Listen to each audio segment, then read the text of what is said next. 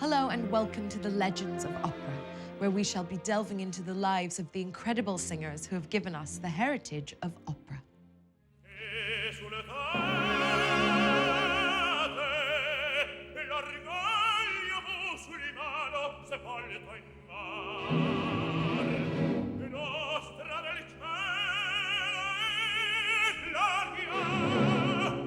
Placido Domingo, one of the greatest operatic artists of all time.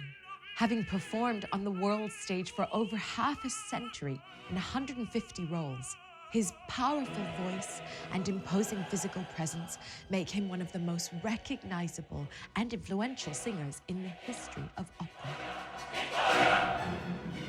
For me, the thing about Domingo is his huge repertoire. 150 roles under his belt. That's incredible.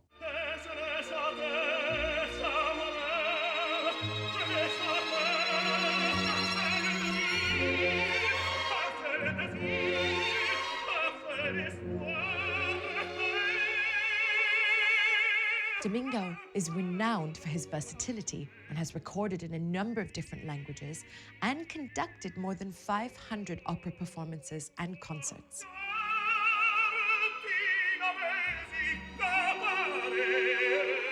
Domingo is one of the greatest complete singers, and he was a complete artist. He's such an intelligent singer. There was a purity, a clarity, a sort of clarion quality.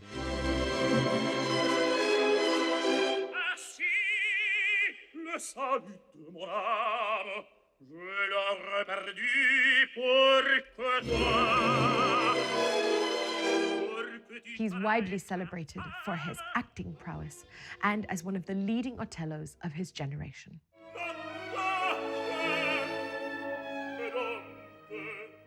He was the greatest Otello that I've ever seen live. In terms of his acting and the vocal quality behind it, it was astonishing.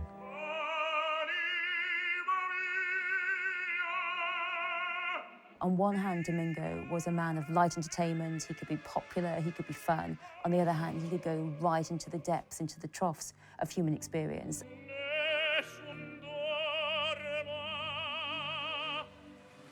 As well as multi-platinum selling popular music albums, he is globally recognized as one of the phenomenal trio, the Three Tenors.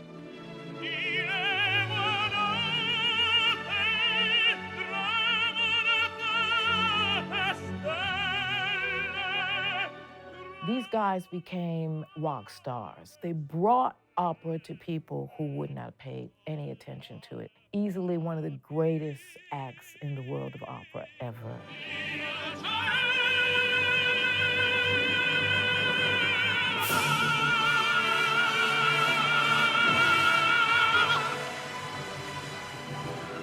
Undoubtedly an operatic legend, Placido Domingo is truly one of the kings of opera.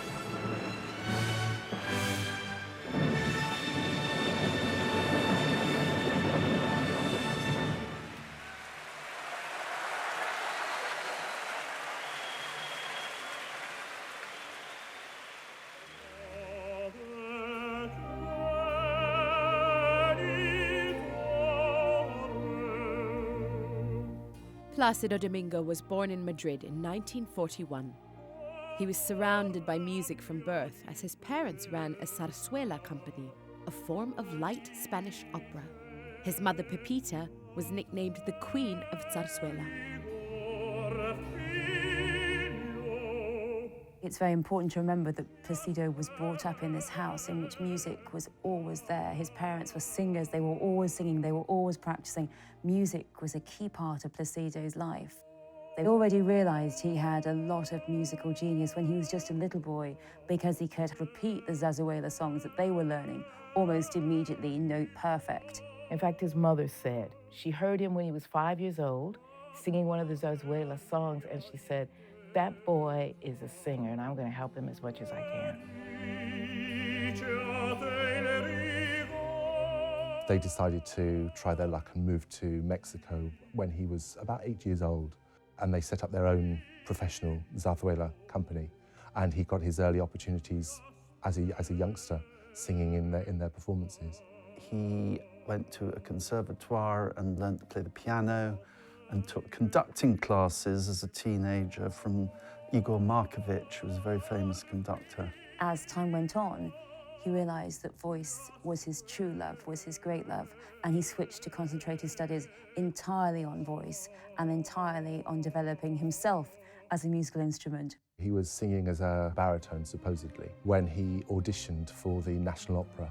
And he auditioned as a baritone, but apparently at the audition they gave him a tenor aria and obviously sang it to their satisfaction, and so was taken on the training programme as a tenor. It was this switch that would pave the way for his remarkable career. He made his operatic debut at the Palacio de Bellas Artes, singing a minor role in Verdi's Rigoletto, before making his debut in a leading role in Monterrey, Mexico, as Alfredo in La Traviata.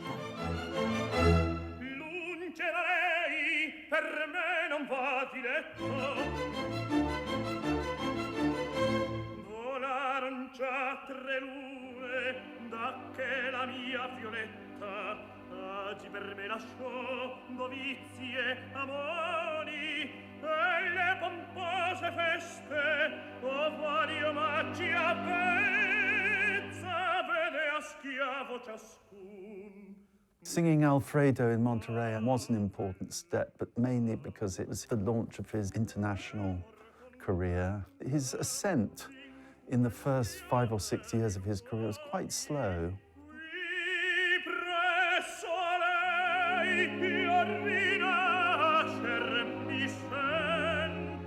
While Domingo was with the National Opera, he also played the piano on Mexican TV.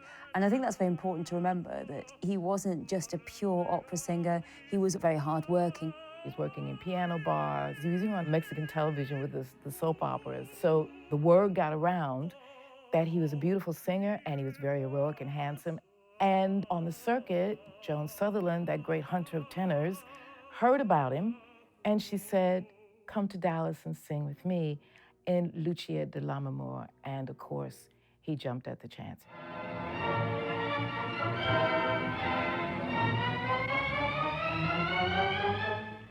After performing alongside Joan Sutherland, the following year saw Domingo appear in the same opera, this time in the role of Edgardo alongside Lily Pons.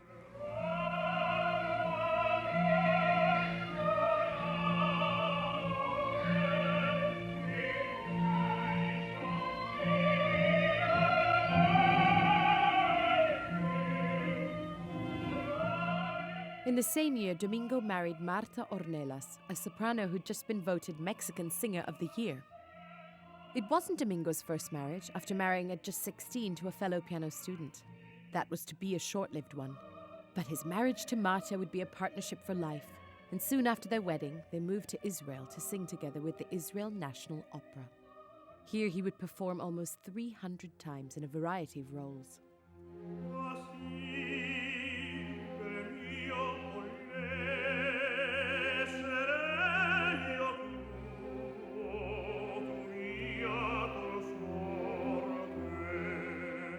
When he went to Tel Aviv, he could practice his roles. He could do it in a way that meant he wasn't obliged to present a particular type of personality to the public, so that he could mould his characters in a way that suited him, rather than in a way that suited a director, especially. He sings 12 major roles. That was a very important part of his apprenticeship. That's where he learned to get those core Verdi and Puccini roles into his voice. He's got a brilliant memory. He's a very, very quick learner. But he always says, until I've sung a role 20 times, I don't think I've learnt it properly. And that's what Tel Aviv allowed him to do.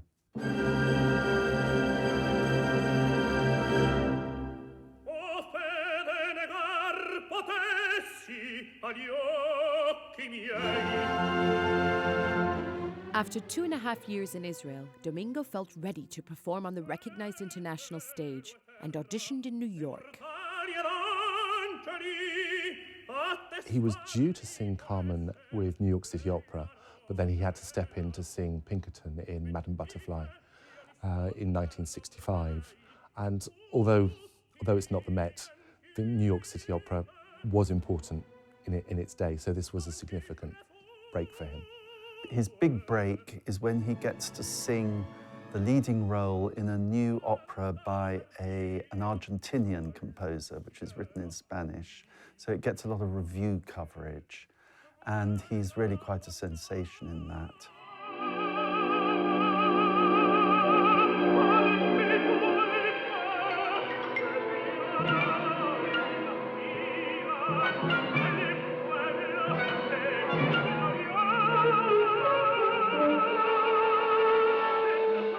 Another stroke of luck, I think, was his career was in the ascendant when the career of another handsome tenor, Franco Corelli, was in the descendant. Corelli was a very erratic personality, but he had been dominant in the business for about 10 years. And there was a moment at the Met where Domingo stood in for Corelli as Maurizio in Adriana Lecouvreur, and that was a huge success.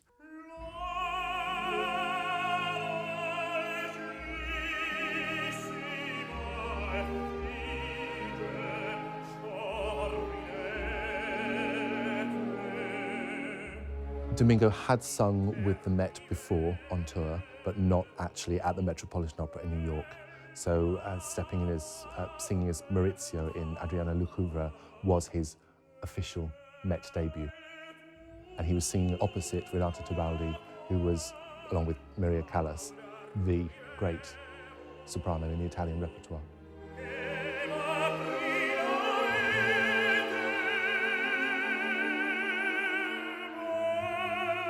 The Met, New York, were absolutely delighted by Domingo. They loved his voice, they loved his drama, they loved his musicality, but also they loved his look, and to them he was the epitome of an opera star. Domingo would forge a special relationship in New York with the Metropolitan Opera and performed multiple season openers at the theatre. He would also appear there for the next 50 years in a huge range of roles.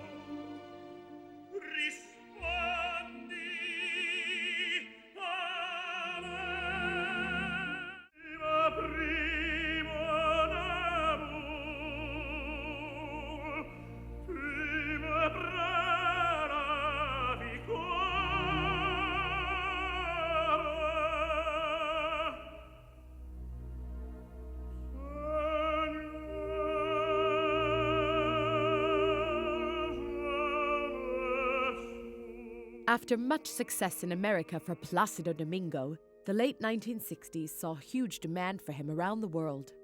He began appearing at all the major opera houses, including the legendary La Scala in Milan.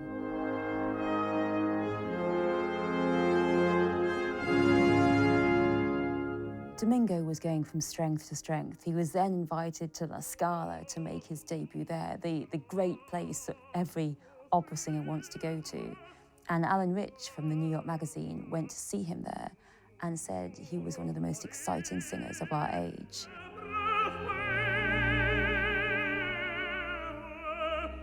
It was a very quick explosion onto the scene.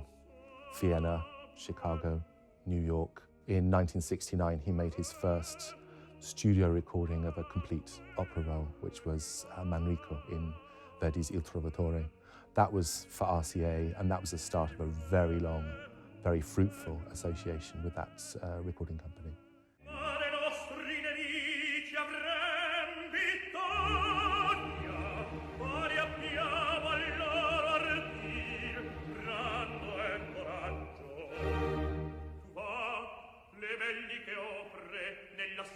bellezza mia breve, a te commento, che nulla manchi. His career takes off like a rocket in Europe. La Scala, Covent Garden, Vienna, Munich, Hamburg, Berlin, all the great houses want him.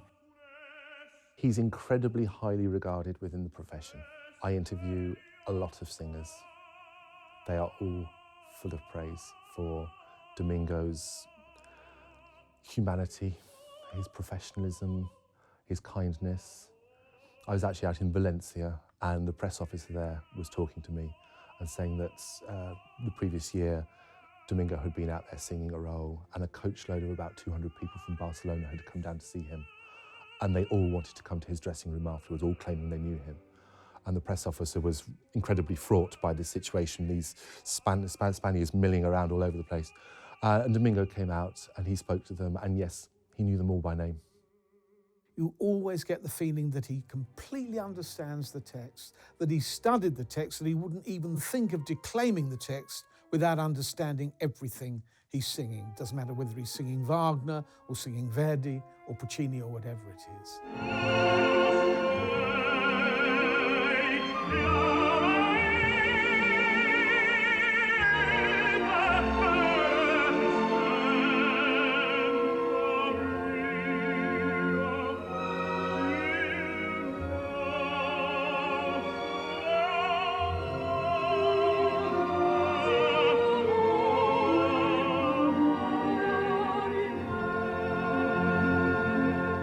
As well as performing around the world, Domingo never forgot his conducting roots. In 1973, he conducted his first opera performance at New York City Opera and increasingly took this role at major opera houses. When the Sultan of Oman decided to open his new opera house, he asked Zeffirelli to do a new production for them, and he designed a beautiful Turandot, and Domingo came conducting. So it was a great event, you know, those two great names. I must say he's a very good conductor as well. I mean, he's not at the level of Domingo as a singer, but he's a good conductor.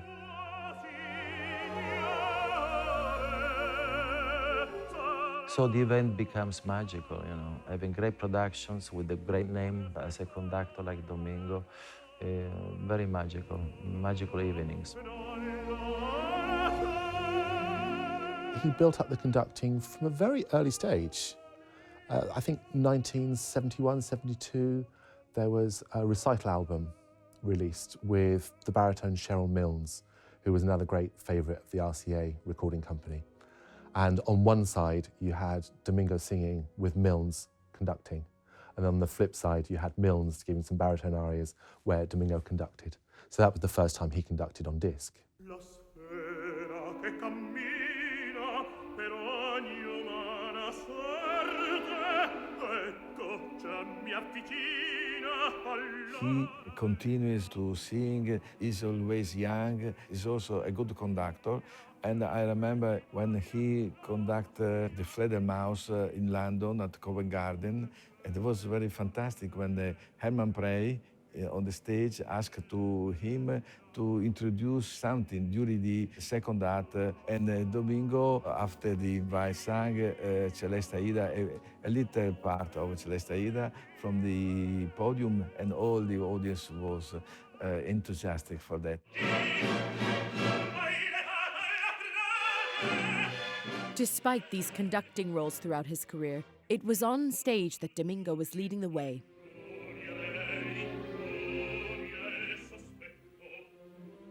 The Otello in La Scala with Domingo, Freni and Cappuccilli at the time, with Kleiber. For the first time we saw an opera in color because it was the beginning of the color television in Italy.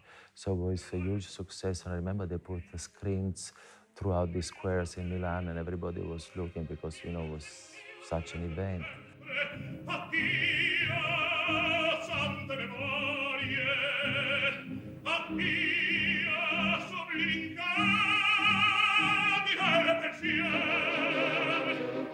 Domingo's got a great personality.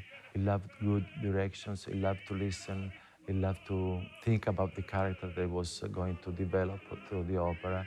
And he was a complete artist. He sang and acted in a very natural way, without making strain or forcing himself. A lot of singers, they force themselves to act because it must be so difficult, because they're so worried about their voice, the way they're going to sing, and to be distracted by movement and and dressing, undressing, and drinking. It's quite difficult for them because they have a big responsibility. And Domingo is a great artist, the most complete tenor ever.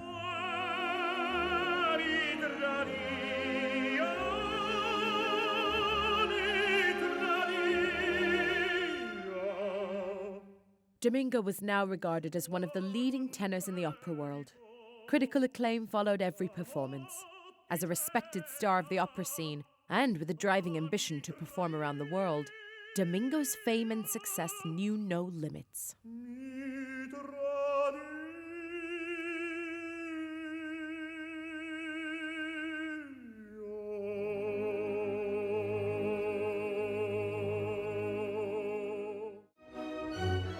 In the late 1970s, Domingo was in demand all over the world. His love affair with the Metropolitan Opera in New York continued in Verdi's Rigoletto.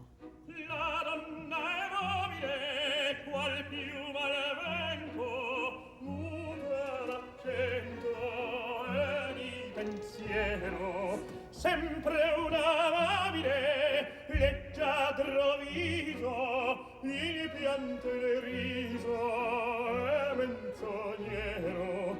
La donna è docil, qual più al vento, muta cedo e di pensier. E di pensier.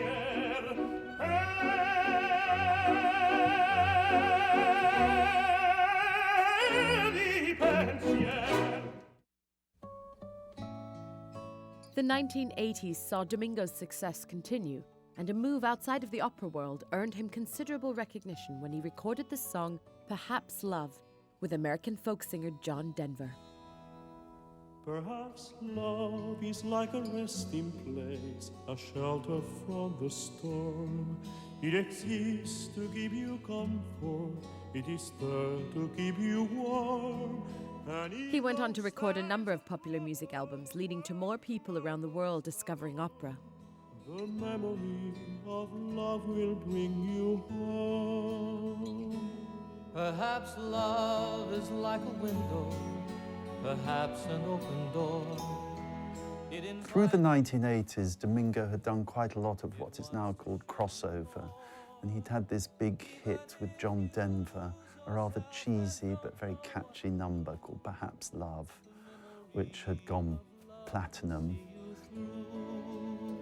Although Domingo loved doing the passionate, big roles, he was also using popular music to grow his popularity. He was on TV, Christmas specials, and I do think this really does go right back to his early life with his parents and their light entertainment, their popular entertainment for the ordinary people of first Madrid and Mexico City. He wanted to entertain those people as well, and he really believed that everyone in the world should have music, not just those who could afford to go to the opera house.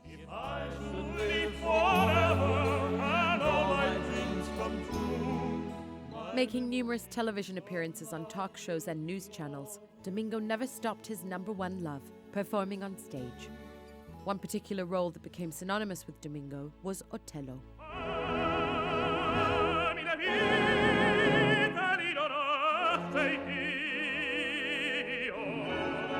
I remember Domingo had a different voice, quite a different repertoire. I remember Domingo as Otello. His interpretation of Otello is one of the best that the audience can have the possibility to see.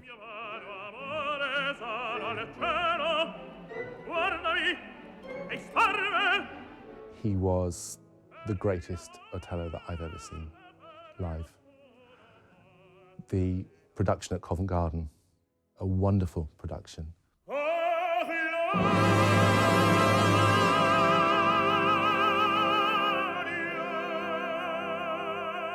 Domingo always had a very bronzed quality to his tenor, which really suited the role of Otello.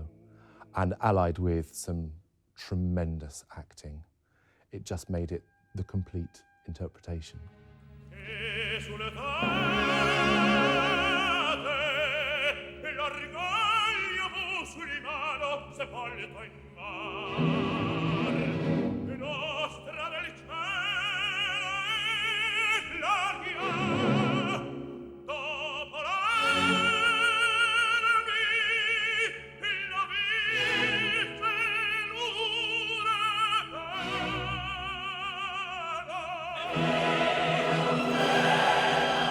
He sang it so beautifully and nobly, and he really inhabited it. He knew it inside out. And I was lucky enough to hear the legendary performances at Covent Garden. Never forget them, absolutely wonderful.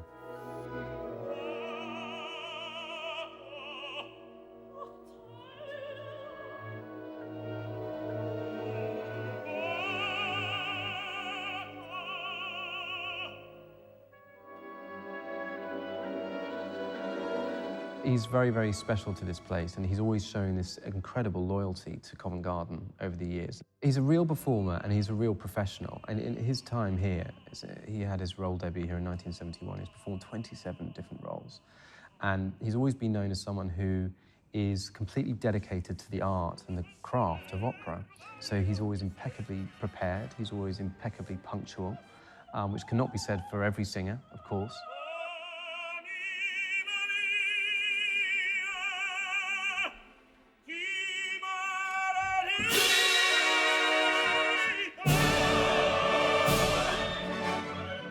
He's always someone who is striving to reinvent himself and to do different things. So, for example, with a nice twist of fate, his first role was Cavaradossi in Tosca in 1971. And yesterday he arrived here to conduct some performances of Tosca. He'd just flown in from Beijing, where he'd been performing there. And then he had a music rehearsal of Tosca with the singers. And then he was playing through some music. I saw he was playing through some music on the piano afterwards. And it turned out that he was preparing for his forthcoming role in Louisa Miller.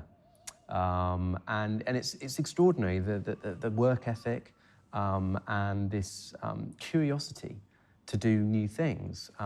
This is after a 50-year career in opera, and I think that's what makes him such a special performer and such a special artist.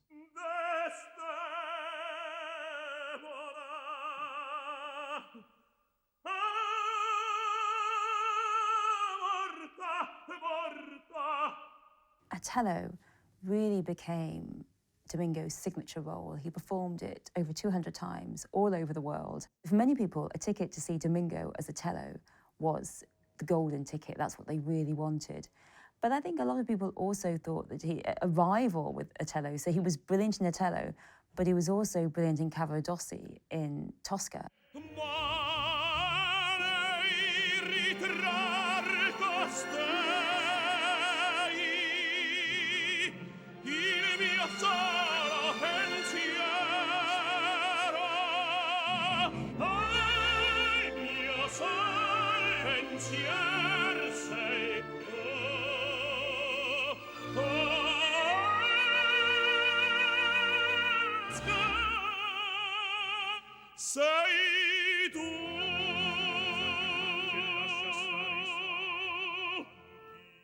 Continuing his dedication to reach out to as wide an audience as possible, Domingo started appearing in films of operas.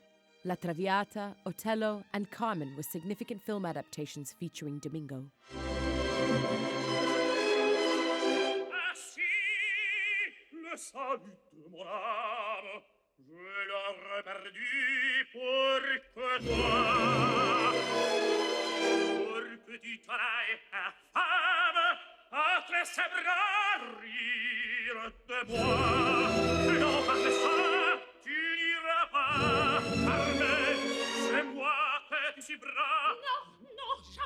Some opera singers weren't quite so keen on performing on film. They were nervous about being frozen, as it were, but he thought it was great. He loved TV, he loved popularity, he loved getting out to a different audience.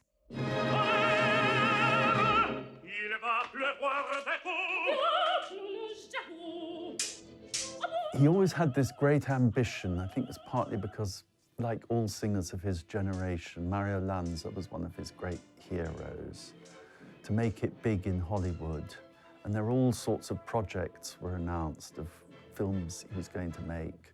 There's a Carmen that he made with Francesco Rosi. Carmen, faisons la paix. Non! Tu m'oublies alors. Ce qui est sûr, c'est que je... He's a good actor. He's good at conveying sincerity and nobility and self-sacrifice, all those things which make him wonderful in Verdi's operas. The good one is the Zeffirelli version of La Traviata with Teresa Stratus is wonderful as Violetta, and he's terrific as Alfredo.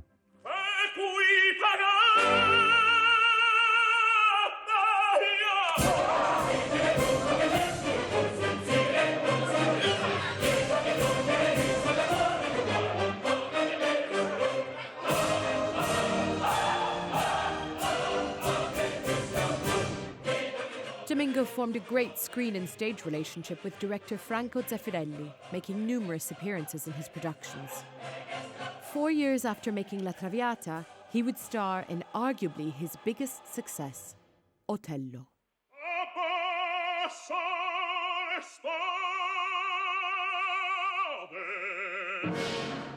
One of the greatest opera films ever made is Zeffirelli's Otello.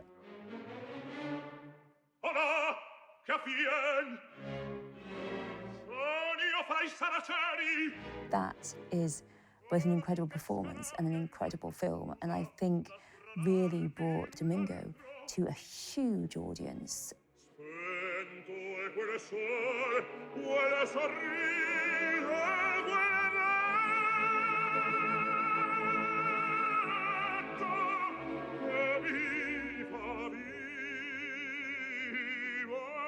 Otello, I think it's probably one of the best movies ever made on an opera subject. A wonderful way of illustrating that kind of character. And I don't think there would be another singer that could have done better than Domingo.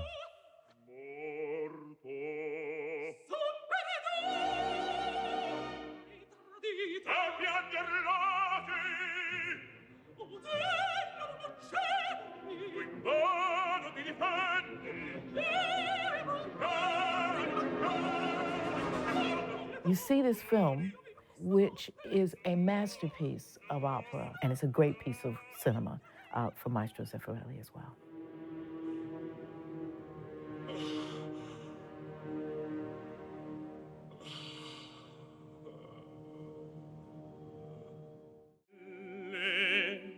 Domingo's popularity continued to rise. His film roles and crossover into popular music, together with his tireless dedication to his stage roles, saw him as one of the leading opera stars of his era. His popularity would somehow reach new heights after a performance in Rome.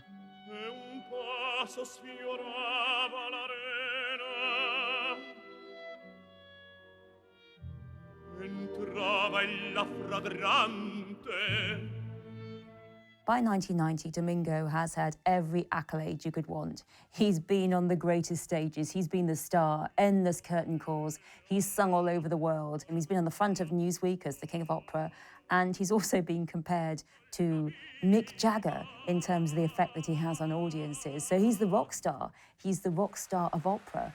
But in 1990, he did something that was going to bring him to a whole new audience, and that was performing as part of the Three Tenors. Domingo joined Luciano Pavarotti and Jose Carreras to form the Three Tenors. The result was incredible.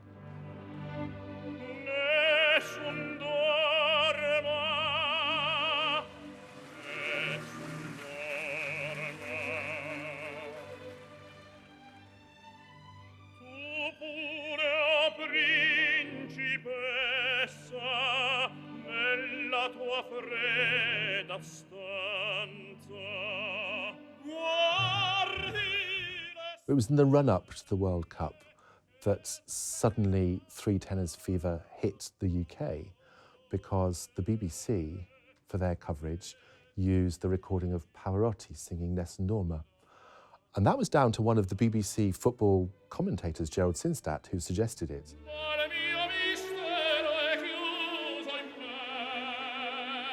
When the World Cup tournament finally arrived and they had this Three Tenors concert in the baths of Caracalla in Rome, there was a huge appetite for it, a huge interest.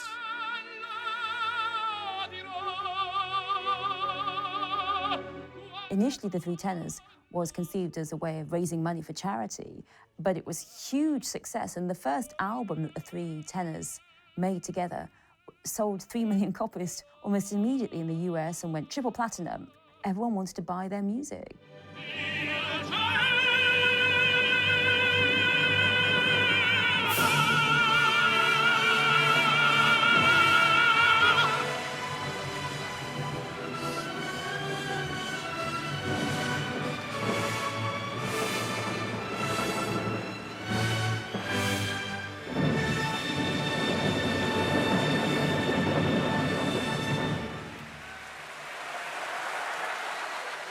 These guys became rock stars. They brought opera to people who would not pay any attention to it. Easily one of the greatest acts in the world of opera ever, and Placido was part of it.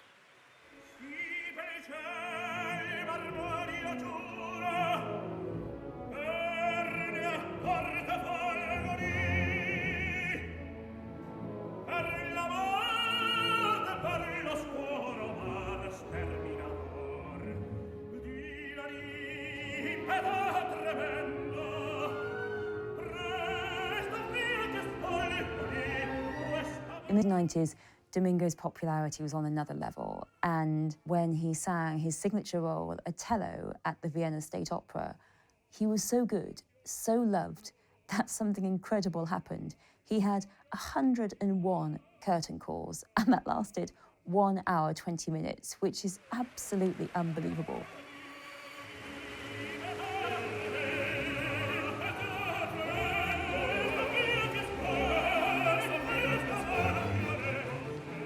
Placido has said he was just in the moment. He didn't know what was going on. It was so out-of-body experience for him to have something like that happen.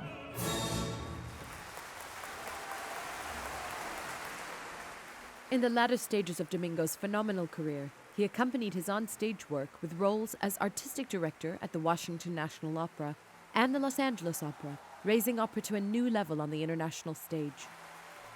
His devotion to spreading his musical passion around the world continued, as he founded Operalia, the world opera competition, which uncovered some great talent on the opera scene. Domingo never stopped performing, though, and continued to take on new challenging roles.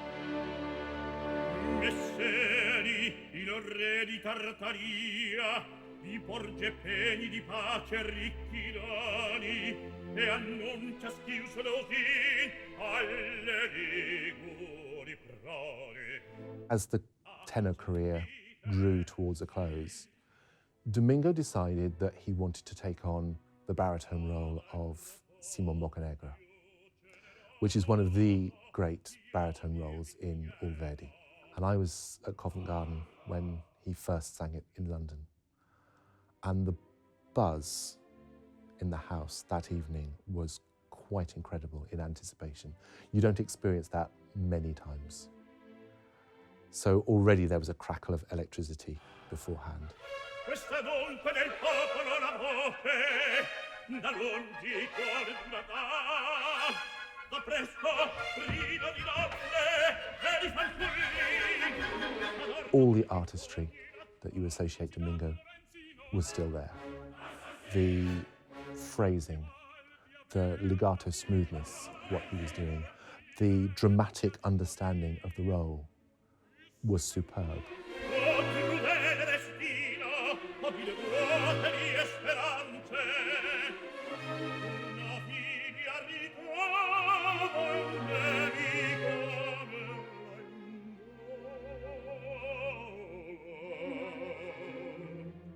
A number of tenors have appeared as baritones. The voice remains much the same, it's just the timbre changes. And you can recognize the singer. What you gain is a sort of autumnal timbre, a woody timbre, which is appealing on its own right.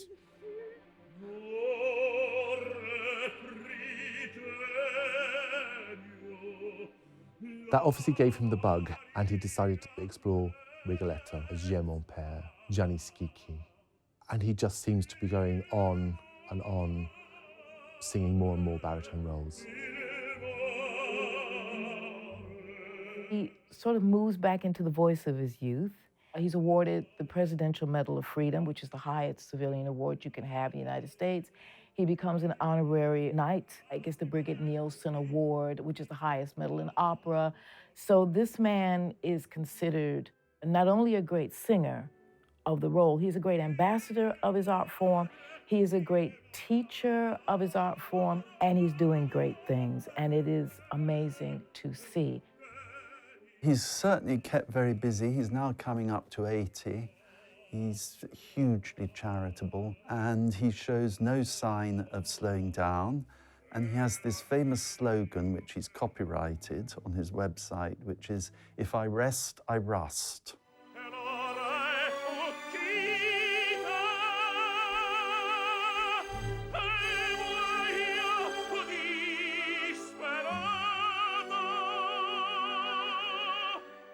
More than 5 decades since his debut, Domingo must truly be regarded as the king of opera.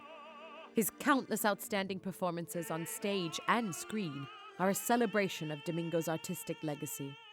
A great ambassador for opera and classical music, Placido Domingo is a true legend of opera.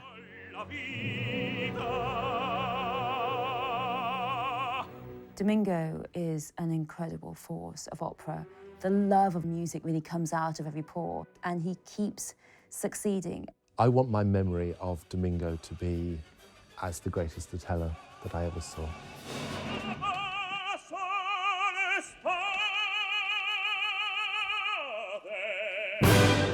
Domingo was offering me something I wanted to hear.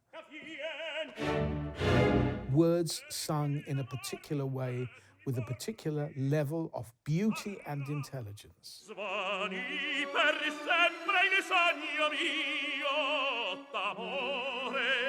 Where Domingo excelled was he could really plough the depths of extreme human feeling in the greatest of art. Many people are either comic and popular or tragic and deep, and he could be both. He's known all over the opera world as the hardest working guy out there and the nicest person. Along with his once-in-a-lifetime voice, makes him the ultimate professional. La